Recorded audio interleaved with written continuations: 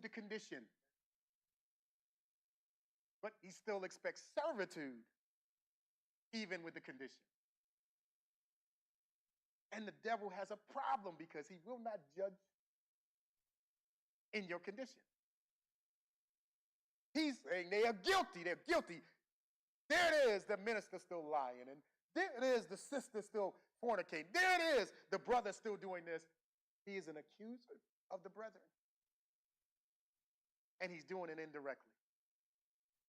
Had a way of showing up when the sons of God would go to speak with the Lord. There he go again. Up popped the devil. I remember one time he showed up and God says, I need you to consider my servant Job. Because Job was in a good place. But he said, I need you to consider him because I'm going to allow you to create conditions in his life. I'm going to allow you, but you can't take his life. I'm going to allow you to touch all of the conditional areas of his life. I'm going to allow you to touch his children. I'm going to allow you to mess with his friends. And I'm going to allow you to mess with the mind of his wife. I'm going to allow all of this. But you can't have his soul. Satan says, he makes a powerful statement. He says, if you remove the hedge, he'll curse you to your face. If you just remove it, you know. Satan likes to point to our guilt. And his desire is to get you to focus on your guilt, your condition. Because if I focus on this thing too much, after a while, I can make it bigger than God. It's not, but what you make it is what it is. As a man or woman thinketh in their heart, so are they. How many of you got some conditions in your heart or some conditions in your life that you made so big that you even don't think God can fix it? You're literally like, Lord, I ain't praying about this no more, because if you were going to do something about it, you would have done it by now. But God got his time, and you got yours. How many know that how you see that thing will enlarge time or will either minimize time? So he speaks to us not getting carried away with temporal situations. Temporary, say temporary. How many had some temporary sickness in your life? Being temporarily broke. How many know when you broke, it don't feel temporary, right? It feels like it's lasted way too long, right? But the problem is when you look at your condition and when you focus on your condition more than you focus on your God. Your condition begins to define you. It begins to speak for you. Even in your prayer life, it begins to speak for you. How many got some prayers before the Lord? You think God gonna hear you because you pray about it every day? How many know that the second you release the prayers from your mouth, he heard that prayer? Your issue isn't that God didn't hear you. Your issue is that fact that you don't trust that God gonna do something about it. So you bring it back to the altar. You bring it back. Lord, you're doing the same thing. You're doing the same thing that Paul did. Paul said, I prayed about this thing 3 times. Got this thorn in my flesh that you refuse to take away. You refuse. I'm serving you, God. I turned away from persecuting the church. I realized that I was the chiefest of sinners. You can't find one worse than me. It seems like things should be easy for me now because I'm on your side. I am your mouthpiece. Right?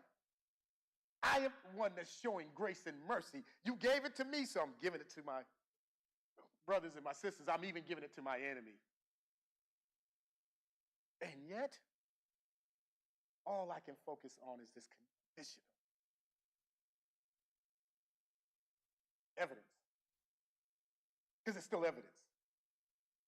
The fact that I can see it says it's evidence. The fact that I know it's still going on in my life, it is evidence. Are you here tonight with me? How many got some evidence of sin in your life? You've been wanting it to go away for a while, but it just keeps on showing up. There's certain evidence that has disappeared. I don't curse like I used to. I don't drink like I used to. I'm not backbiting like I used to. But certain conditions don't seem to want to release me.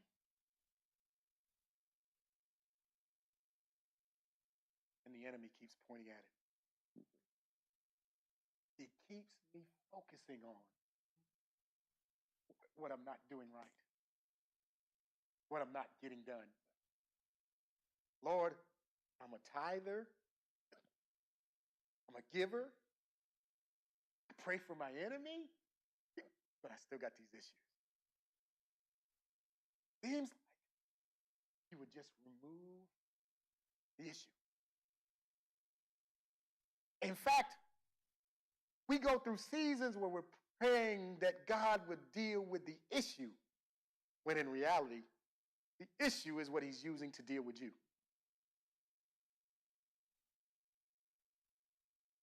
The thing you're guilty about is the thing that's working together for your good. I'm getting ahead of myself. I want to read that fourth verse from the Amplified Bible. It says, and he answered me, and he spake unto me,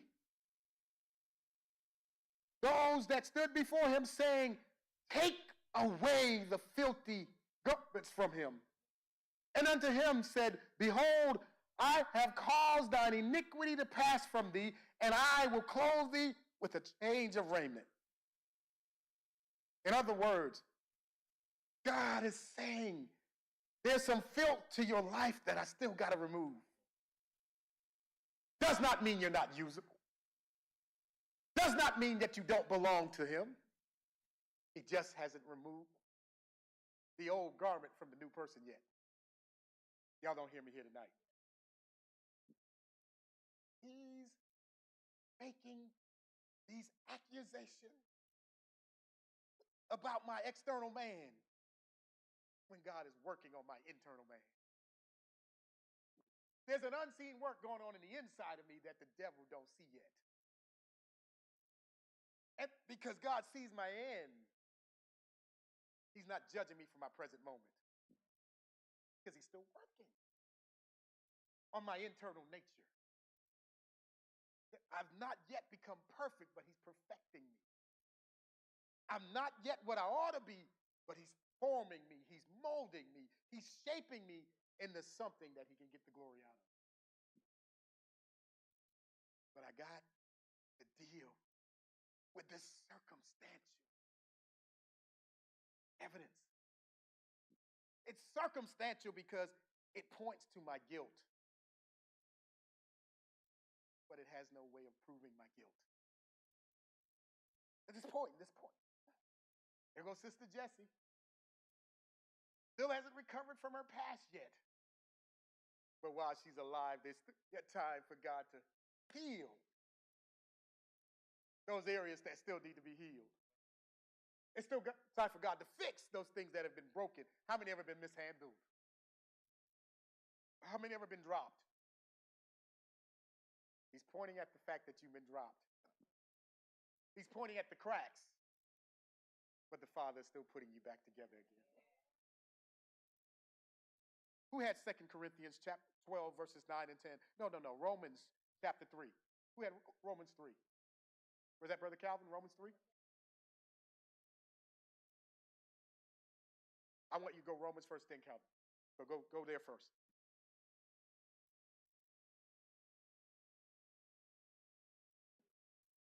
Romans 3, 23 to 25.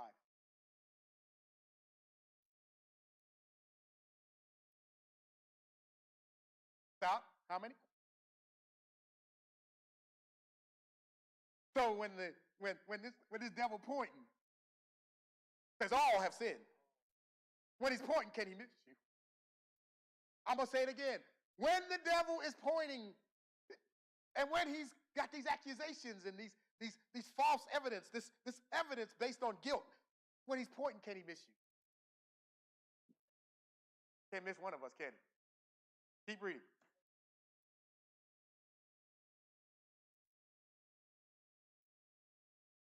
Uh-huh.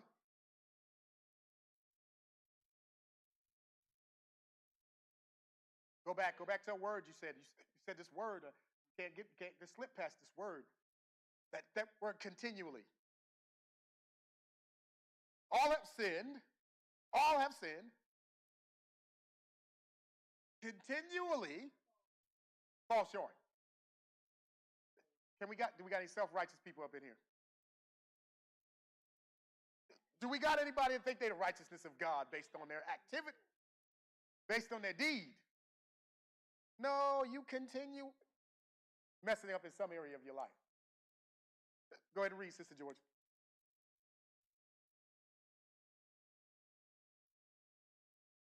Oh. He's accused you, but God has justified you and declared you free. You've done something that's worthy of guilt. When I look at the facts and when I look at the things that being judged by, surely I'm guilty. The devil's been pointing at my guilt all along. And if I'm not careful, I'll point at it myself. And if a few of you see me, you're going to point at it too, aren't you? But God has declared. God has declared. Now, you got to understand something about a declaration. A declaration, when God makes a declaration, he don't make no half-handed declaration. Whatever he says is so. I know what it looks like, but when God has made a declaration, that declaration speaks of his redemption plan. That declaration speaks of his restoration plan. That declaration speaks of his grace plan. That declaration speaks of his mercy plan. Because if you go back and read the Old Testament, God literally in the Holy of Holies put in there a mercy seat. Why would he put a mercy seat in there if we didn't need no mercy? Now, I need us to get the picture of this thing in our mind because, wait a minute, this enemy keeps bringing up all of this circumstantial evidence.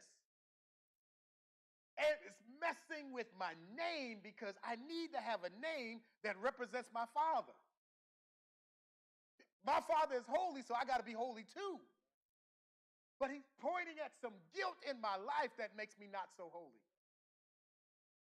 But the advocate says, I'm going to cover your flaws. So even though you look guilty in my eyes, you're not. Keep reading. Mm. Wow.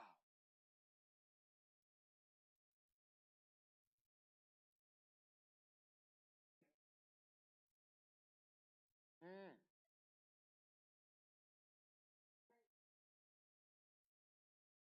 We can't gloss over some words there now. Redemption. Right? We can't just gloss over them kind of words because the enemy will have you gloss over some word. Now, what that word redemption talks about God's redemptive power. I am redeemed not because of something I've done. I'm redeemed because of the work that was done on the cross. Now, here's what the enemy would have you to do when he's wanting you to look at this circumstantial evidence. When you're looking at the evidence in your life, you're not looking at the evidence on the cross. Because if it's on the cross, it no longer belongs to me. Somebody else paid for it. Huh? You ever gone to get your meal and somebody in front of you but done paid for it? Oh no, I got to pay for this thing. No, I got to pay. No. Your bill has been paid.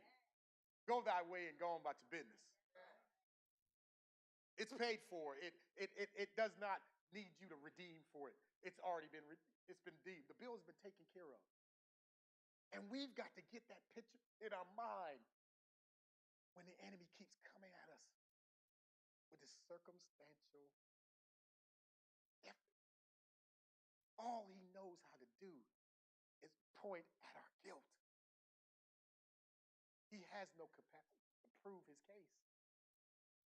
I can't find no scripture that calls him an advocate. In other words, every case he fights, he's doomed to lose because he's not a good lawyer. I'll tell you how that works. You ever run into somebody that keeps pointing at your past, pointing at your flaws? Can you imagine being on the corner and you've been drinking, and them Christians come up to you and say, man, you know you're drinking? Oh yeah, I know I'm drinking. If you're going to come to my corner and talk about my drinking, at least come here and give me a way of escape. If you're going to come here and help me. Don't point out where I'm at, because pointing out where I'm at is not going to change my circumstance. You see how we come up short?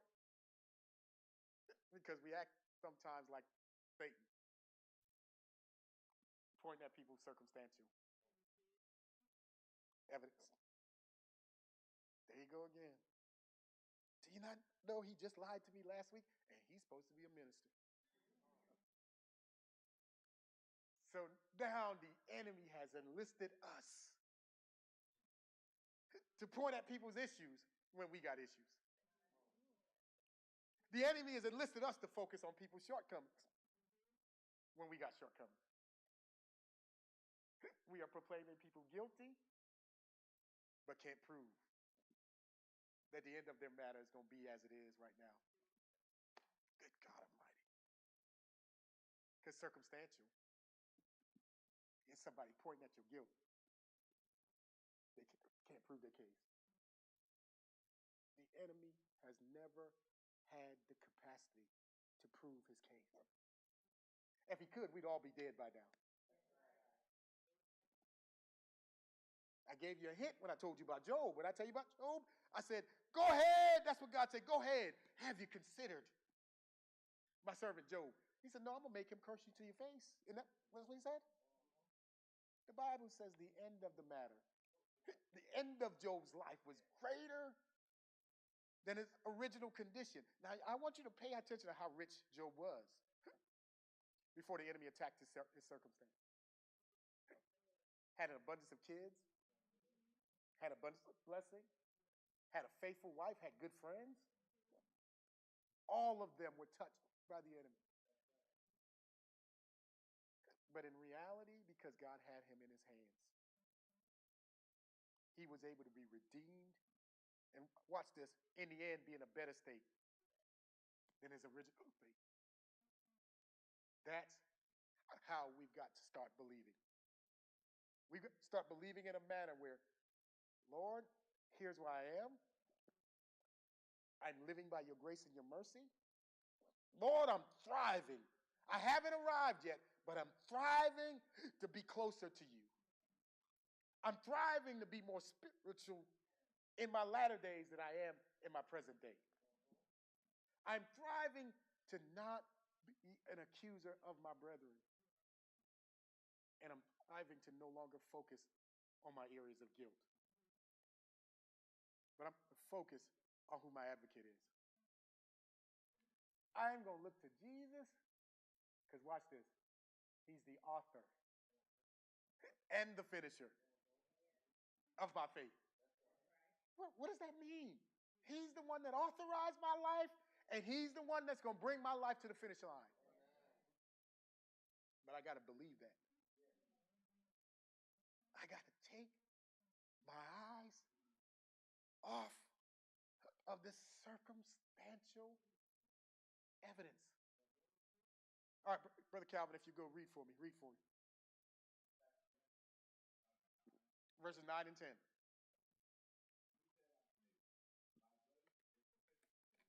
Mm.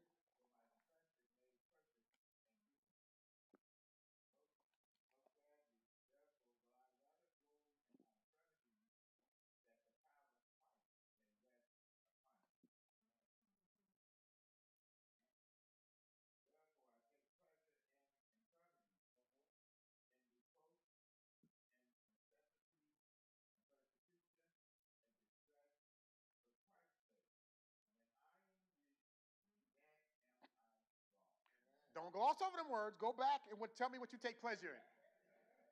Tell me what you take pleasure in now, because I know the saints, so we take pleasure in these words. Go ahead. What do we take pleasure in? That verse 10. Go ahead and read. Don't gloss over it. Infirmities? Reproach? Mm. Wait.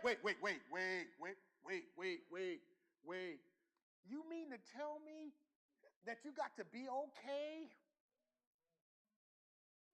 with persecution? You mean to tell me that complaining about persecution don't do you no good?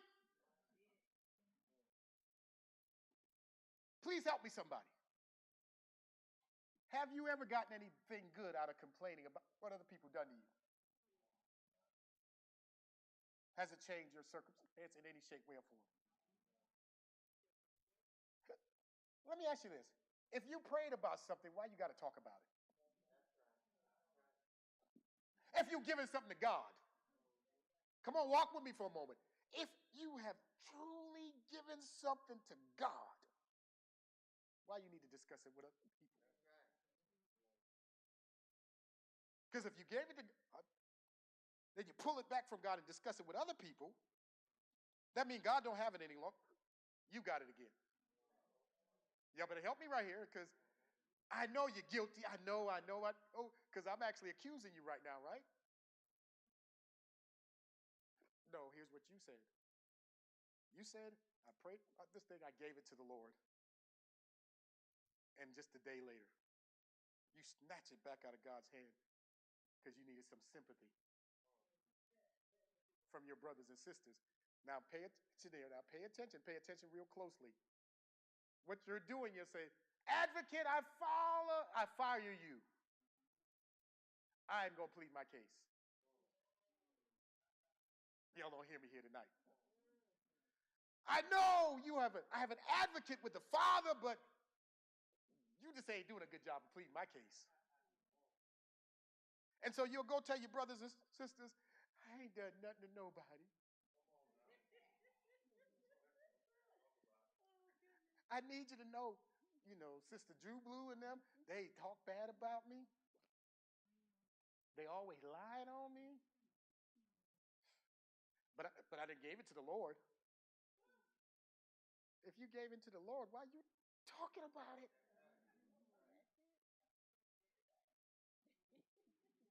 Let me ask you now, if you know how you do when you get all super spiritual. The Lord heard your cry. You know how we do. Lord, you done heard my cry. But I feel the necessity and the need to cry to you because I need somebody to identify with what folk have done to me. Didn't I tell you it was all? Go back. All have sinned. So why are you complaining about what somebody did to you? You've done something to some other folk. Are you here tonight with me? So why are you complaining to Sister Scylla over here about what other people done to you? Somebody over there complaining to somebody else about what you done to them.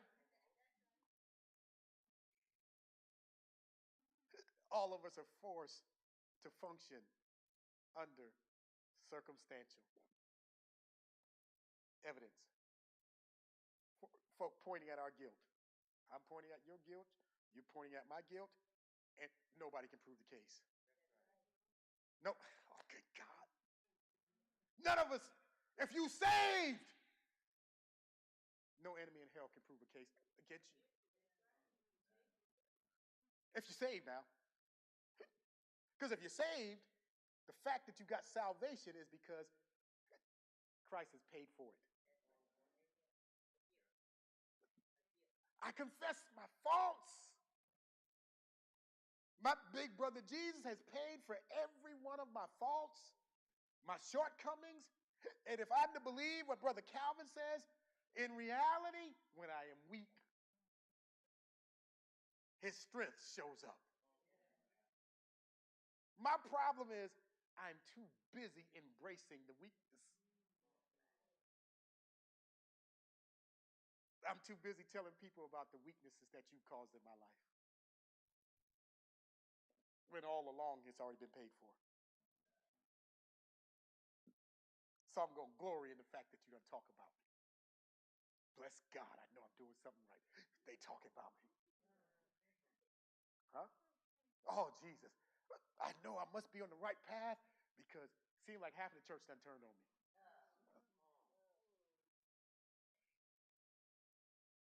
We don't think about it like that, do we? No, you want to find somebody else to complain to. You are now pleading your own case. You have just fired your advocate. Because here's what you've done. You made statements of, I know the Lord is bigger than any one of my problems. Y'all ain't never said that? God's bigger than my issues. What do you glorify, though? Your God or your issues? But God bigger, right? Perception, in a lot of ways, becomes reality. Are you here tonight with me? If the most things I hear about you is your complaints and not how great your God is, not the capacity of your God, maybe you're a person that's focusing on the wrong evidence. Just a thought. Who had 1 John? We can't have you go till we go back and have Brother Calvin go over the rest of them words in that verse 10 that he was glossing over. Go ahead. Finish verse 10. You got some words you was glossing over. Verse 10.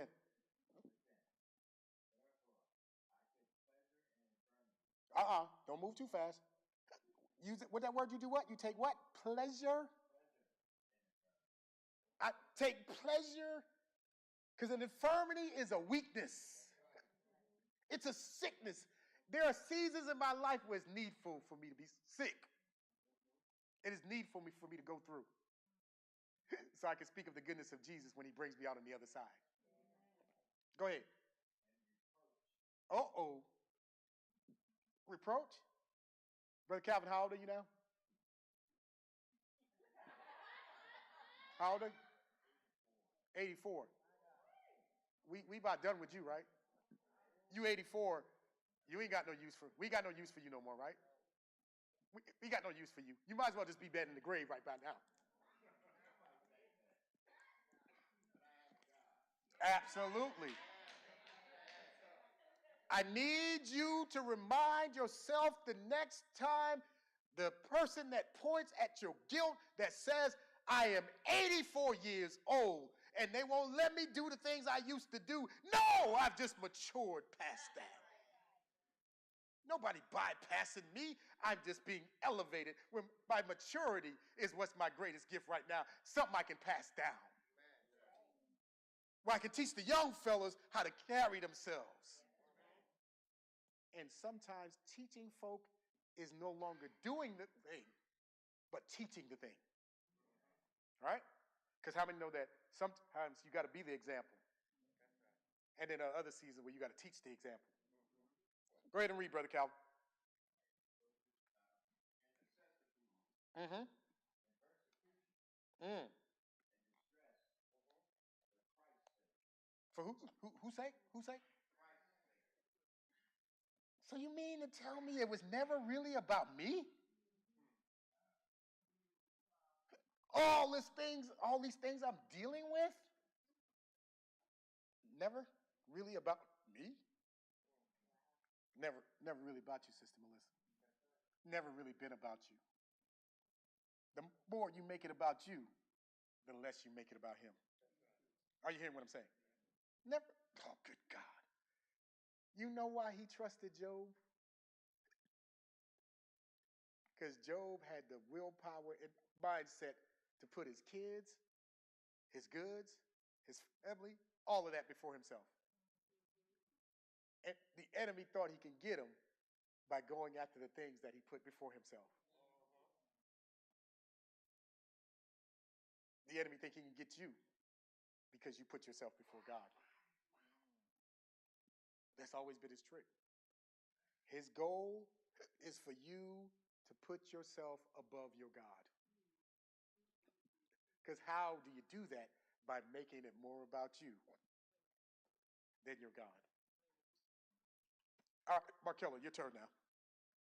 1 John chapter 2, verse 1, Amplified. My little children, believers, dear ones, Mm. I'm writing you these things so that you will not sin and violate God's law. Mm. And if anyone sins, we have an advocate Uh-oh. who will intercede for us with the Father, Wow.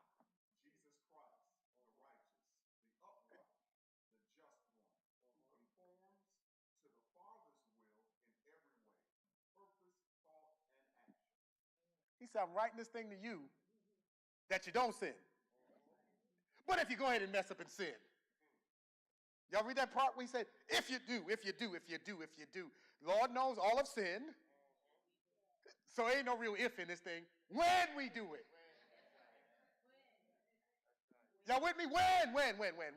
Well, my God, because there's time when you sin in your mind when you don't even do it in your body. So when you do it, what did he say? When you do it, you have an advocate. Somebody to plead your case. Somebody to plead your case in a way where he pleads your case, where he literally covers up the evidence of your guilt. Good God Almighty. I think he want them lawyers like OJ had. I think he's one of them. I mean, we all know OJ looked guilty.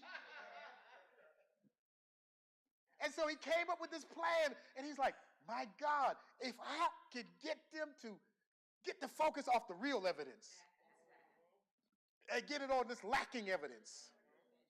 He made it all about a circumstantial glove. Everybody know that woman got murdered and bludgeoned and stabbed. But Mr. Cochran got them to focus on the glove. And the jury said, according to the preponderance of the evidence, not guilty. That's what Jesus done for us.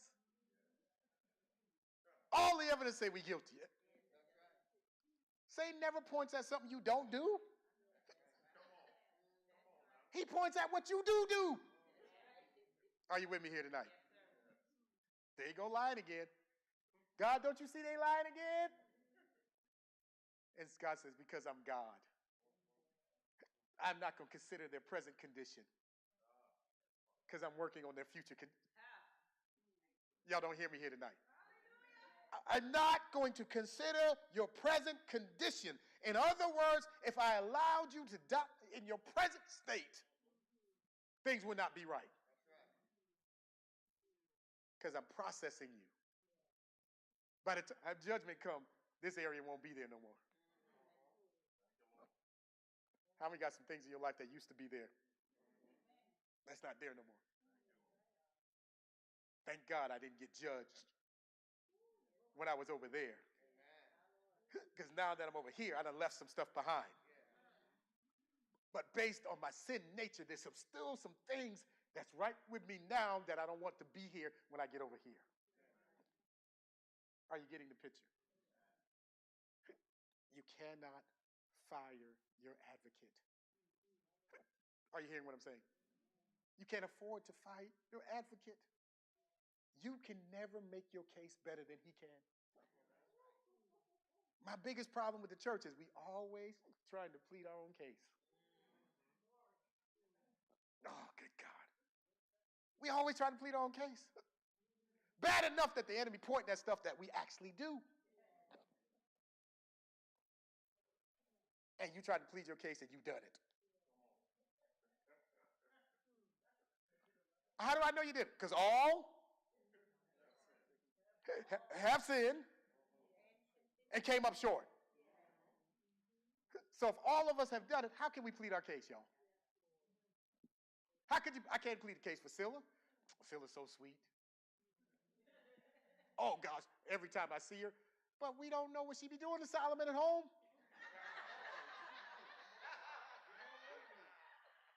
We don't know. We don't know. We don't know. We don't know.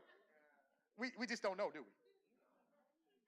We don't have enough evidence to be able to fight her case for her. Just like you don't have enough evidence to fight your case for you.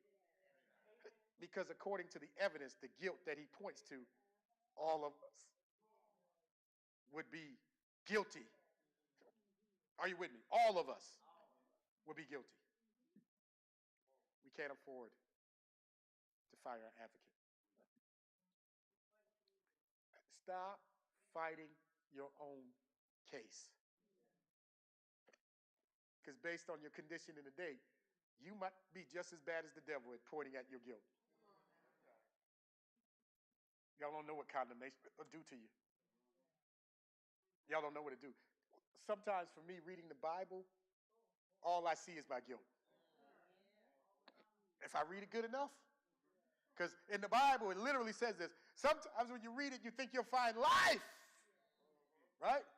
And you're like, man, I ain't living worth nothing.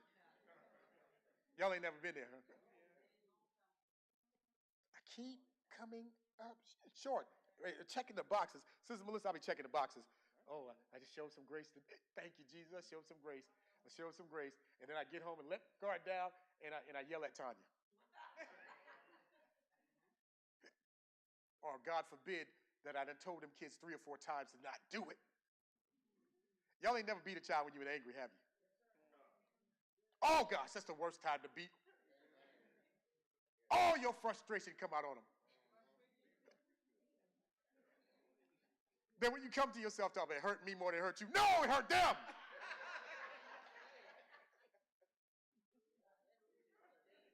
Yes.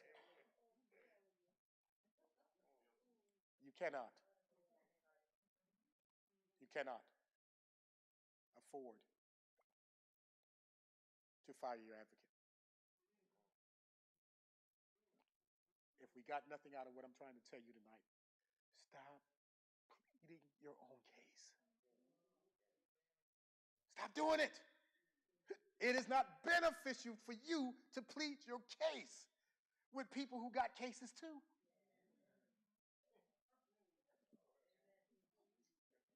It don't benefit me. Georgia, you know you my girl, you know. Good Lord, you always looked out for me. I know you in my corner. I know you in my corner. I looked out for you. Girl, they done this. I done helped them. And here they go doing me this way. I've been there from day one. My God, I take care of them. I help them with the bills. Oh, Jesus. And Georgia, sure is true. Because she's going to start thinking about all the time she helped the kids. She looked out for people in the neighborhood. Now I got somebody be in agreement with me. And the two of us, we going to fight our case. I'm going to help her with her case. She going to help me with my case. Never mind that both of us, according to the evidence, guilty. Guilty. Only the advocate covers our guilt nature. Only the advocate can throw some things we used to do in the sea of forgetfulness as if it never even took place. Only the advocate can mature that the person you used to be, you're no longer that person. If somebody walked up to me and tried to judge me on my past right now, I'd be laughing like, yeah, sure is right. I used to do that. You ain't gonna defend yourself? No, somebody done defended that. Somebody done paid for that. You're not gonna try to, no. You don't understand, when I was in my sin nature, I did it to the best of my ability. How many, when you was out there, you did it? My God. Oh man, I was a mess. Sometimes I ain't got done with my first sin when I was moving on to the next one. Come on, man, y'all know what I'm talking about. You plotting on the next one before you even finish with the last one. I guess that's just me. can't afford to fire your advocate. Are you with me? In closing, circumstantial evidence is what it is. It is what it is. Its definition, the very root of circumstantial evidence, is someone who points at your guilt. Are you with me? They indirectly point towards someone's guilt, but they can't conclusively prove it.